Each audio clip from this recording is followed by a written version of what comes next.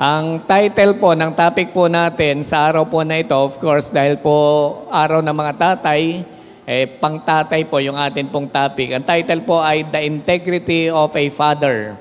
So yan po yung topic natin ngayon, The Integrity of the Father. Proverbs 20 verse 7.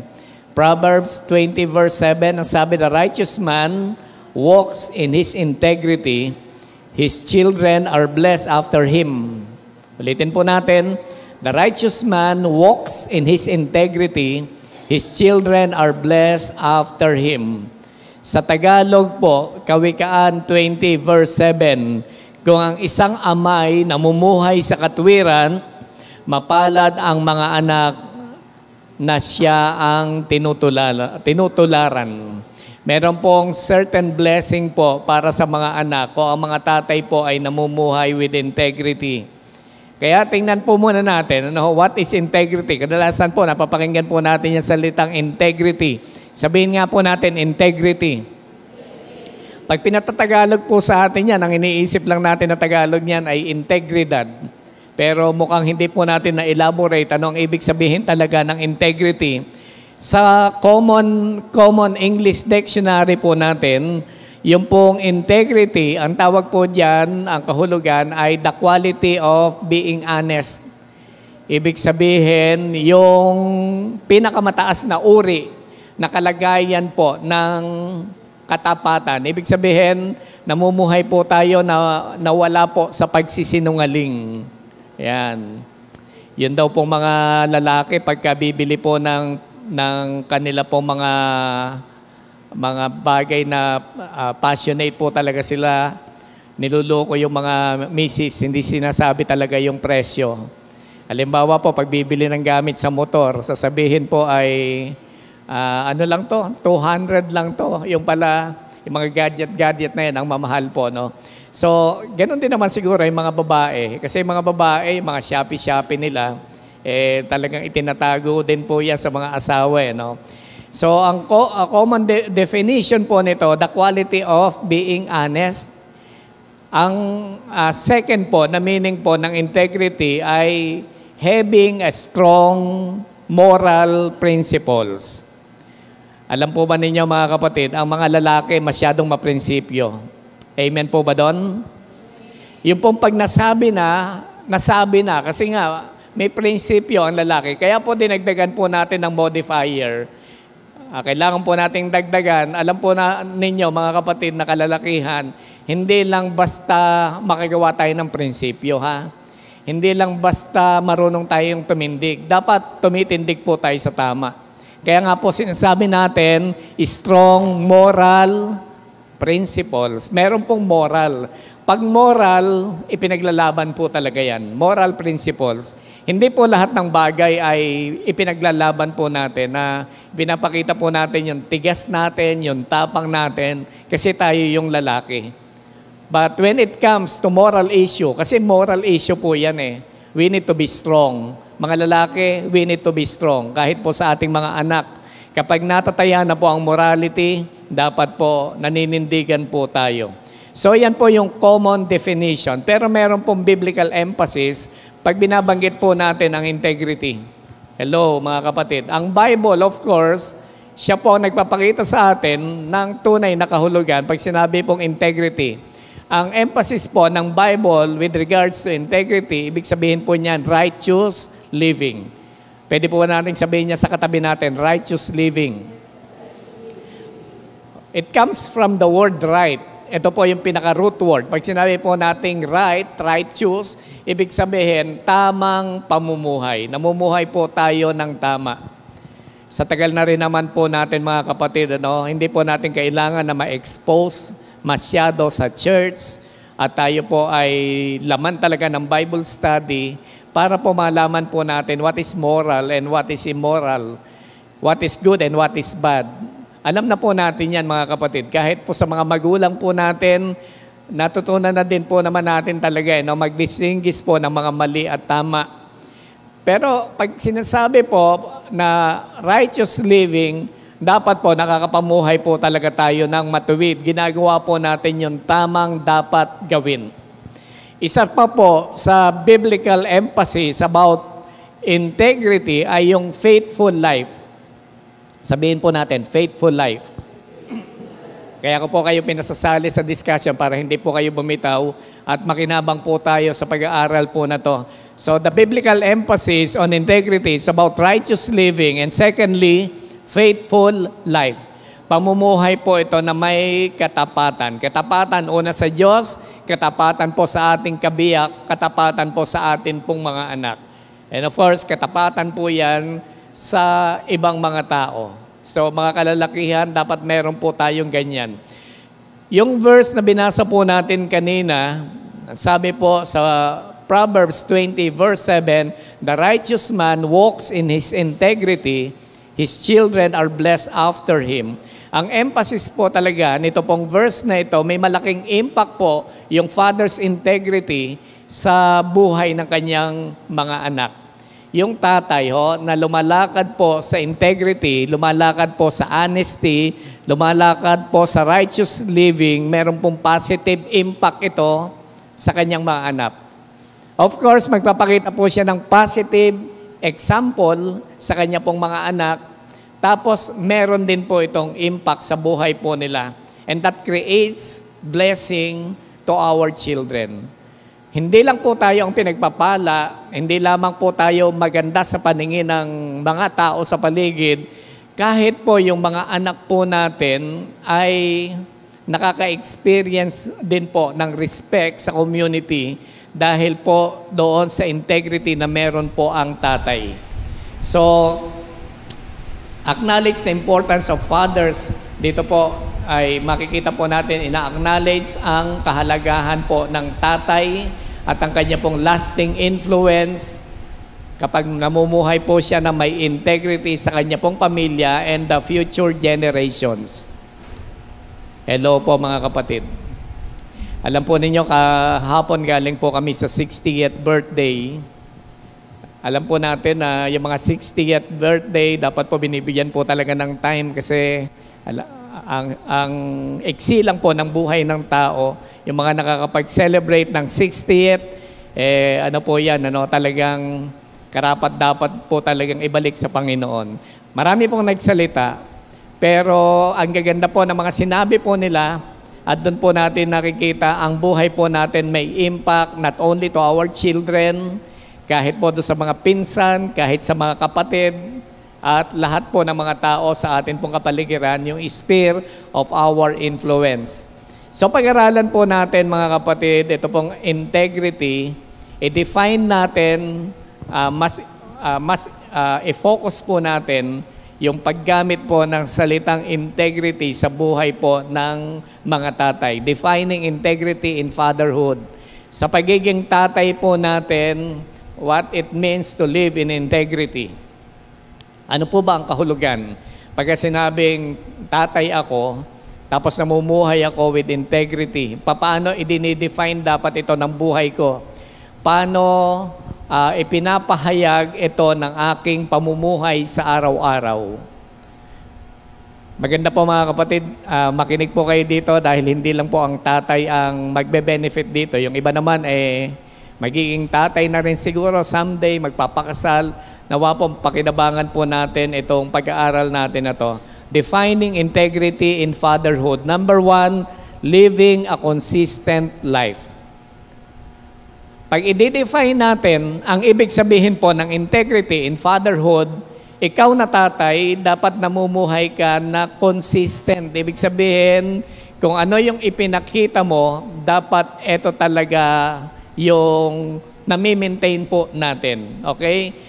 Pag meron po tayong ginagawa na bagay na maganda, we should maintain it. Yan. Yung mga bagay po na maganda.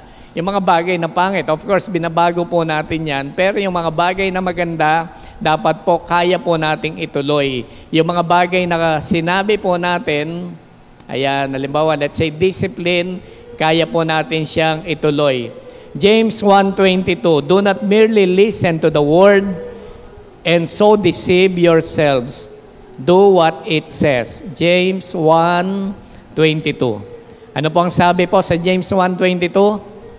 Do not merely Hello? Do not merely listen. Huwag lang daw po tayong nakikinig ng salita. Speaking of the Word of God, hindi lang po basta pinakikinggan yan.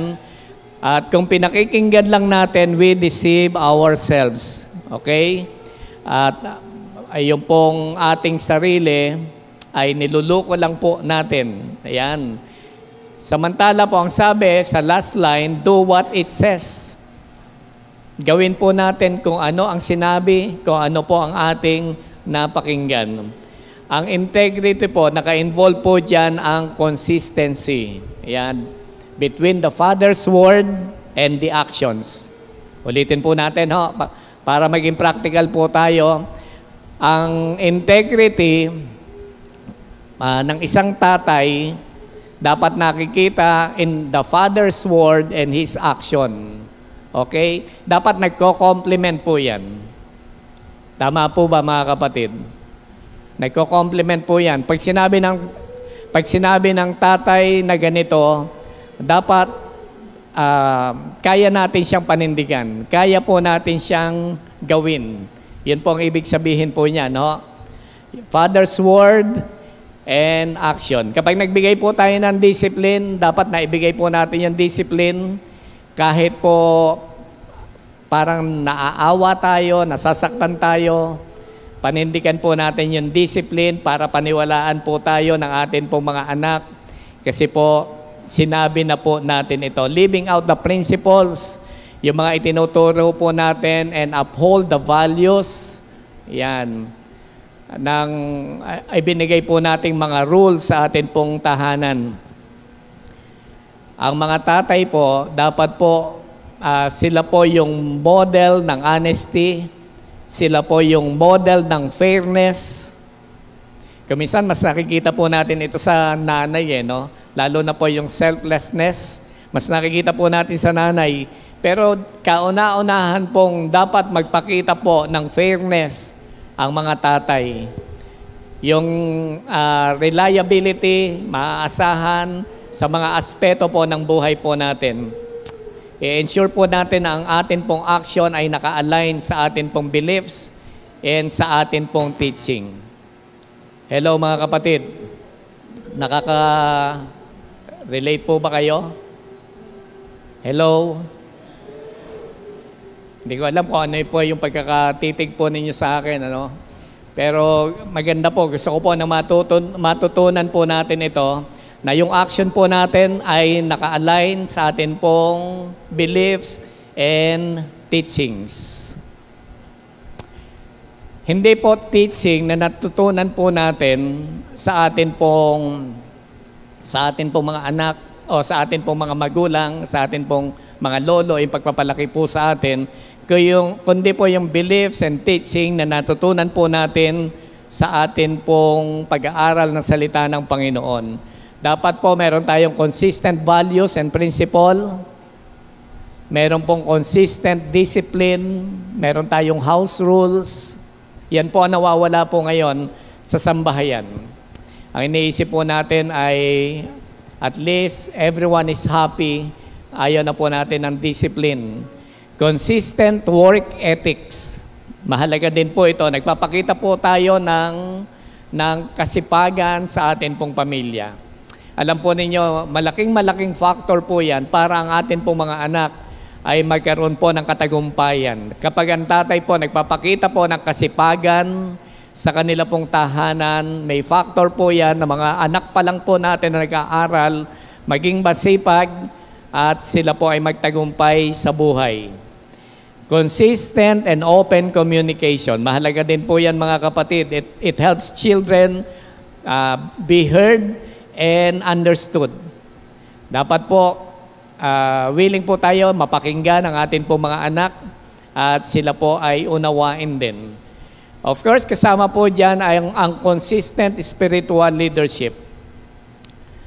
Natututunan po ng atin pong family yung mag-value ng spiritual growth.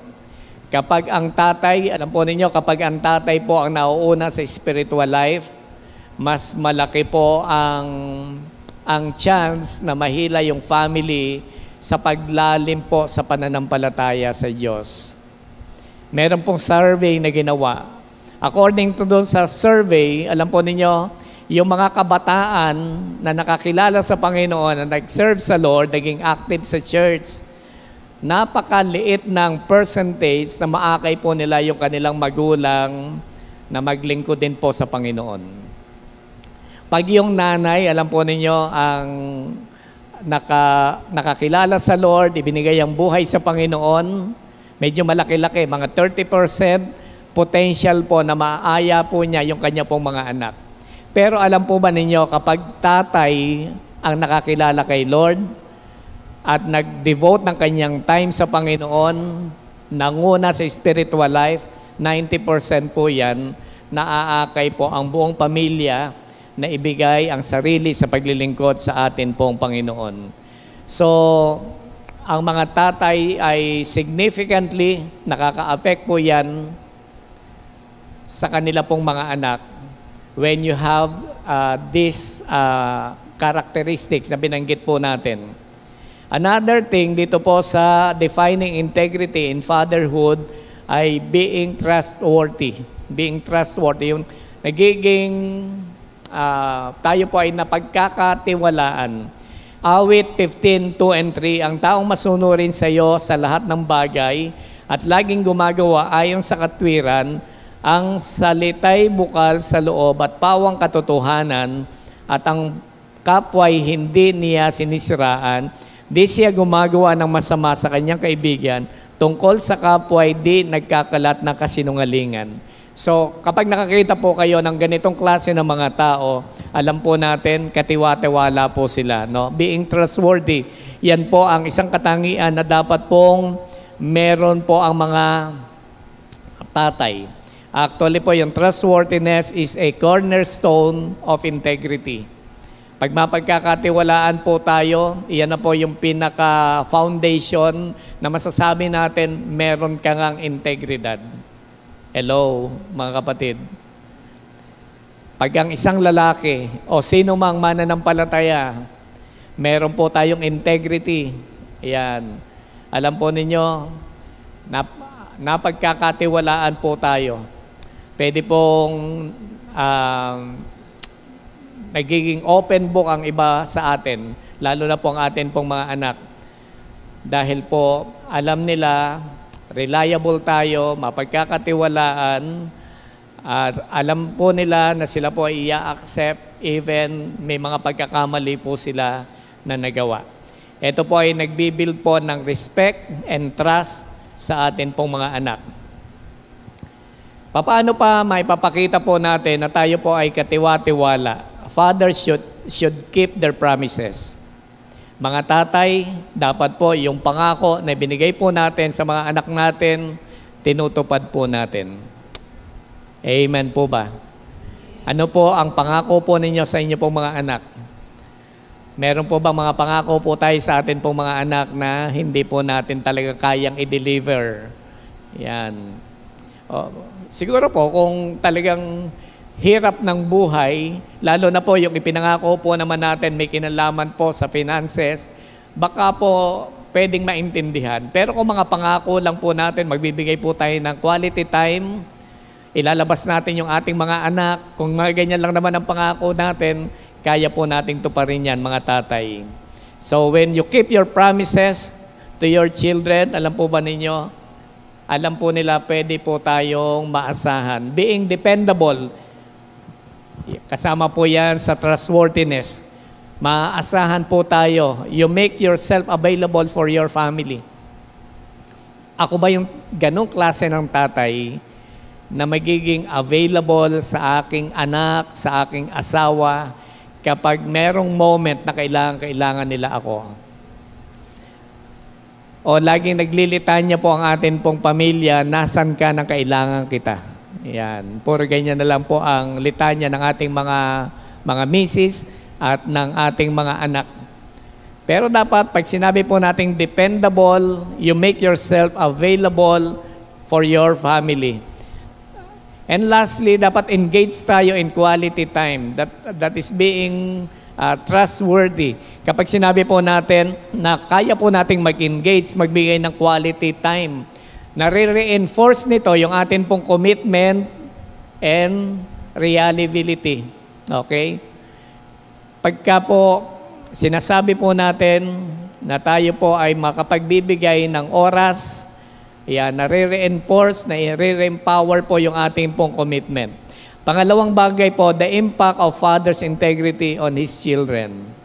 Ano po yung una natin? Defining integrity in fatherhood.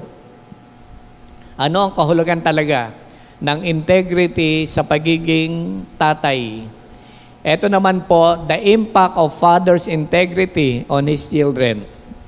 Kapag may integrity tayo, ibig sabihin, kanina kinuha natin yung meaning, tayo po ay honest, tayo po ay righteous, namumuhay po tayo sa katwiran, tayo po ay faithful. What is the impact of these characters to our children?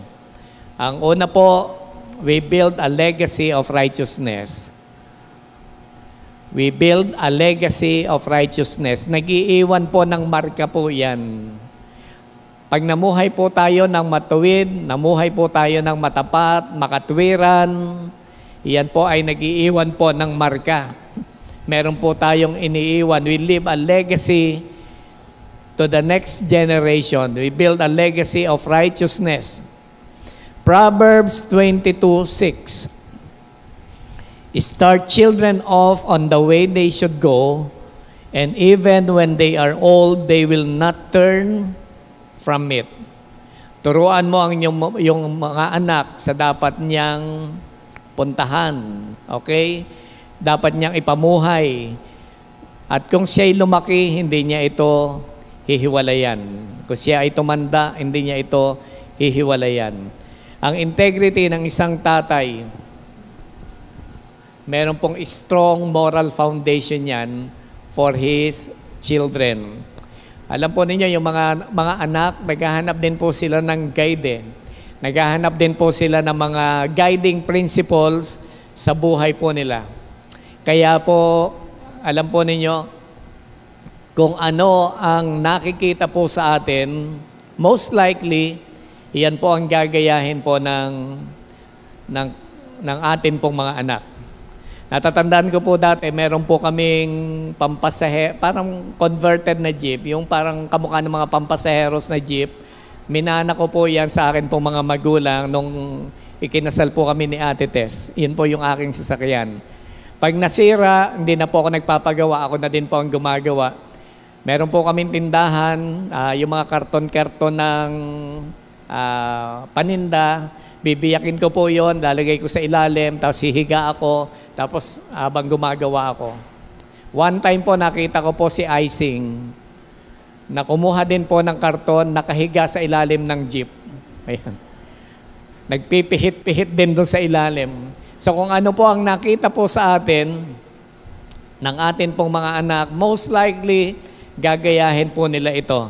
So yun po yung sinasabi po natin, meron pong legacy na iniiwan po tayo. And being righteous, being honest, and being faithful, mamuhay po tayo ng faithful life, may malaking impluensya po yan sa atin pong mga anak. Nagde-demonstrate po tayo ng values. Yan. Naintindihan po nila yung importance of being honest, importance of being right. Yan. At meron tayong magandang ethical behavior. Yan po ang nag-shape ng values din ng atin pong mga anak. Alam po ninyo, according to psychology, sabi po, studies shows that yung children who grow up in a stable, nurturing environment are less likely to experience anxiety and depression. Ayon po sa pag-aaral, yung mga bata na lumaki sa isang stable, nurturing, ibig sabihin may mga nag-aalaga talaga na tatay, may nag-aalaga na magulang, merong nurturing environment, are less likely to experience anxiety and depression. Kaya sa atin pong mga anak, hindi po importante lang may naibibigay po tayo. Kailangan po nila ang pagmamahal, kailangan po nila may nag-aalaga po sa kanila, meron pong tumutulong po sa kanila. Yan po yung una, the impact of father's integrity on his children, building a legacy of righteousness, and creating a trusting family environment. That's number 2. Ephesians 6:4, fathers, do not exasperate your children, instead bring them up in the training and instruction of the Lord. Yung mga anak, hindi naman po natin sila parang gusto na mamuhay sa galit sa atin. Yan. Sa halip, pinalalaki po natin sila in training and instruction of the Lord. Yung po mga bata, kailangan po silang lumaki na meron po silang security. They feel secured and they feel valued. Naghahanap po sila. Alam po ninyo, kaya po marami po mga bata ang naliligaw. Kasi po pagka yung barkada po nila, naging bida-bida sila, no? Naramdaman po nila na pinansin sila, pinahalagahan sila. Kadalasan mas gusto nila sa barkada kaysa po sa bahay. Kasi sa bahay, ang alam nila, mapapagalitan lagi lang sila. Instead na makaramdam po sila na sila ay binavalue, sila po ay pinapahalagahan. So mas gusto na nila sa labas, mas gusto na nila na sila po ay nasa kanila pong barkada. And eventually, alam po natin, hindi po lahat ng barkada dadalhin po sila sa maganda. Kaya po, mahalaga na makapag-create ng trusting family environment, na ang mga father ay engaged in open and honest communication to their children. Yan. Mahalaga din po sa trusting community na admit po natin yung atin pong mga mistakes at we seek forgiveness. Mga tatay na nandito. Taas nga po ang kamay ng mga tatay na nandito. Ayan. Hindi tayo gaanong marami, no? Meron ding mga lolo, si Kuya Abe. Yan. Hindi tayo gaanong marami, pero salamat po at all ears po kayo dito sa mga tinatalakay po natin na to, no?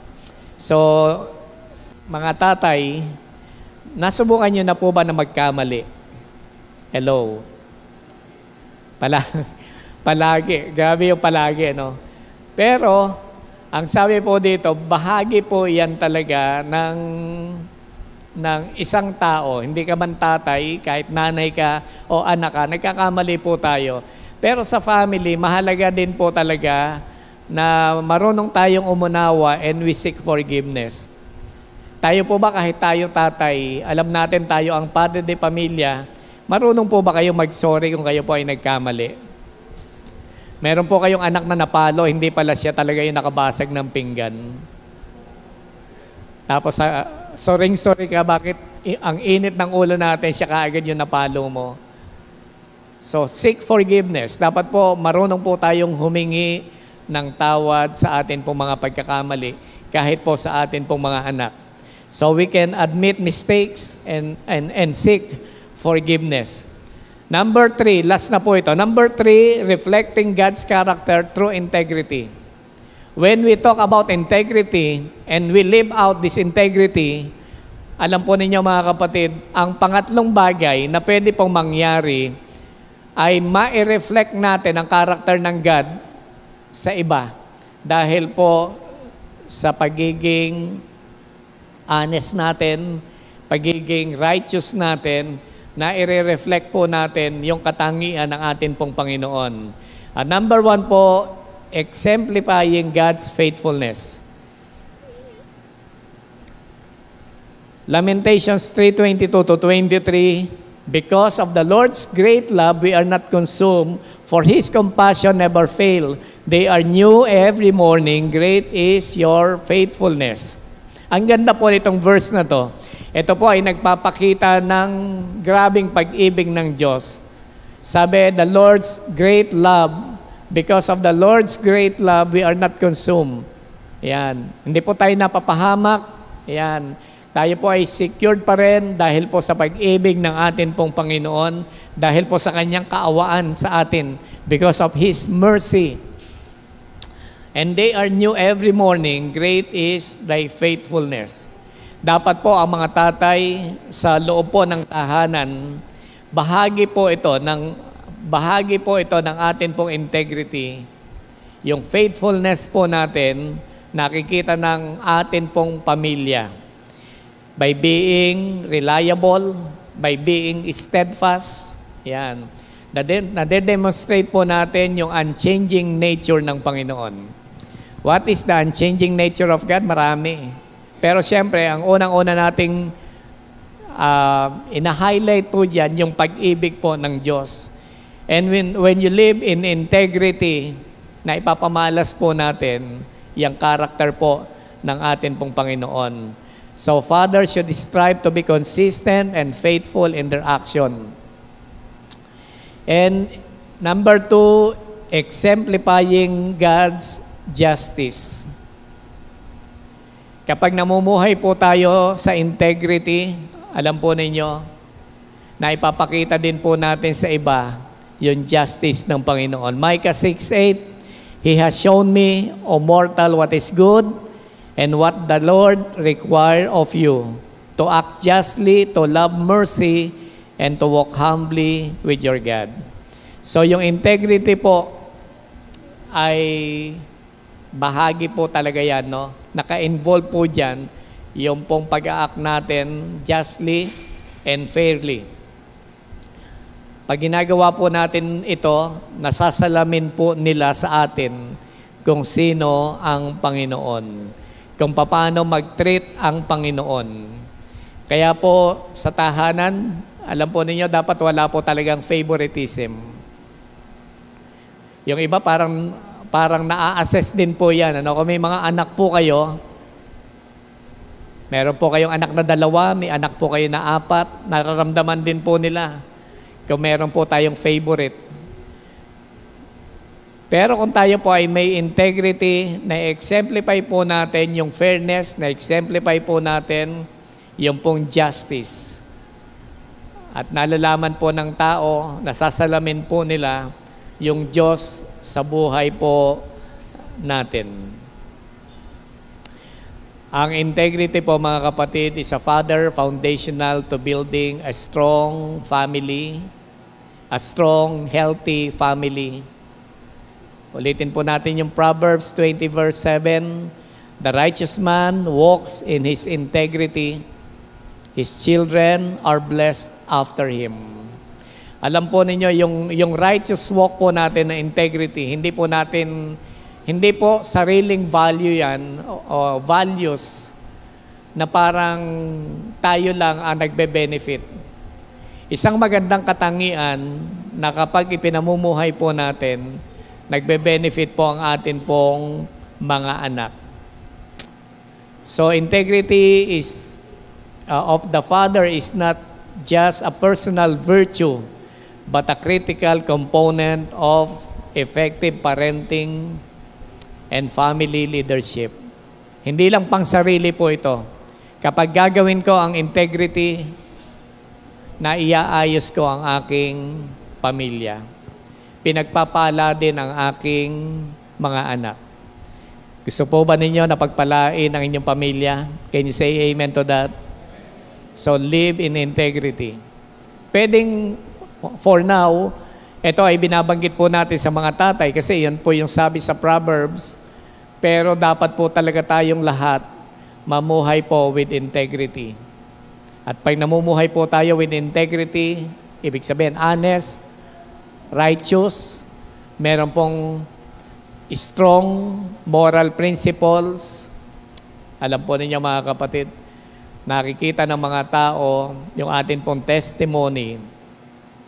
Nakakagain po tayo ng respect, nare-respeto din po ang atin pong pamilya. Nawa po sa LVCC family, may experience po natin yung ganitong klase ng integrity, Christian integrity, na ipapamuhay po natin, na kung saan yung testimony natin ay patuloy na maitataas at napaparangalan ang atin pong Diyos. Gusto po ba ninyo ito mga kapatid? Meron po kayong ganitong klase ng integrity, hindi lamang po sa mga tatay. Kung nais po ninyo mga kapatid, sama-sama po tayong tumulog sa Panginoon. Yan, pwede po tayong tumado in the presence of God.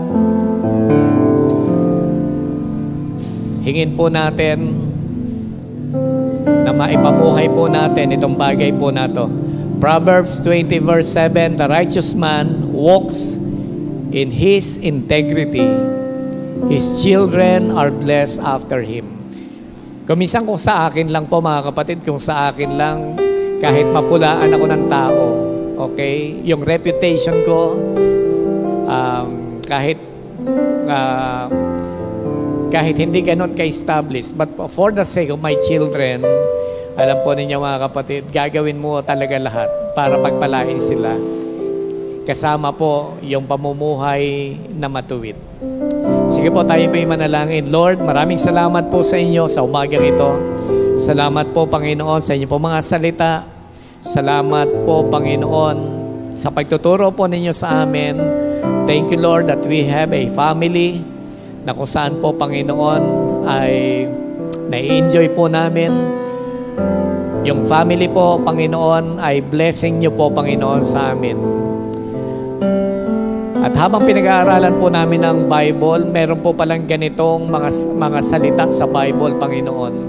Kompleto po ang Bible sa pagtuturo, maging sa amin pong pagiging tatay sa amin pong mga anak. Kung kami po pala ay mamumuhay with honesty and righteousness, Panginoon, blessing po ito sa amin pong mga anak. Irerespeto sila ng mga tao, pagpapalain po sila ng mga tao, i-honor po sila ng mga tao. Ito po ay para po sa kanila. Thank you, Lord God. Turuan po ninyo kami, Panginoon, mamuhay na malapit sa inyo. Mamuhay na malapit po sa inyo po mga salita. Yung po mga napapakinggan po namin katuruan po, Panginoon, though it is difficult, it is really challenging for us para gawin ang mga bagay po na ito. Pero naniniwala po kami, Panginoon, that you will empower us. Palalakasin niyo po kami, Panginoon, para makapamuhay na matuwid, may katwiran po, Panginoon, sa harapan po ninyo at sa harapan ng mga tao. Pagpalain niyo po, Panginoon, ang bawat family na nandito po ngayon, yung mga couple na kasama po namin, kahit hindi po kasama ang mga anak, i-extend niyo po, Panginoon, padaluyin niyo po ang biyaya. Padaluyin niyo po, Panginoon, ang inyong pong kahabagan sa kanila po, Panginoong mga anak. Lord, nagpe-pray po kami ng good future, Panginoon, para po sa amin pong mga anak.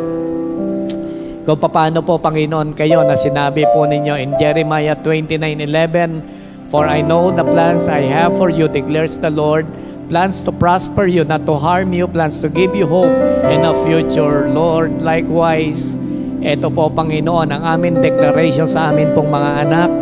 Sila po, Panginoon, ay magkakaroon po ng good future. Iiwas niyo po sila, Panginoon, from any harm, Panginoon. Lord, i-secure niyo po ang amin pong mga anak, ang amin pong panalangin, Panginoon, ang inyo pong special covering, Panginoon. Kayo po ang maging shield po nila, Panginoon, sa kanila pong mga battle sa buhay. At maranasan po nila ang isang buhay po na ganap at kasiya-siya dahil po sa kapangyarihan at dahil po sa sakripisyo ng aming Panginoong Jesus doon po sa cross. Salamat po. Ito pong aming panalangin. In Jesus' name, Amen and Amen.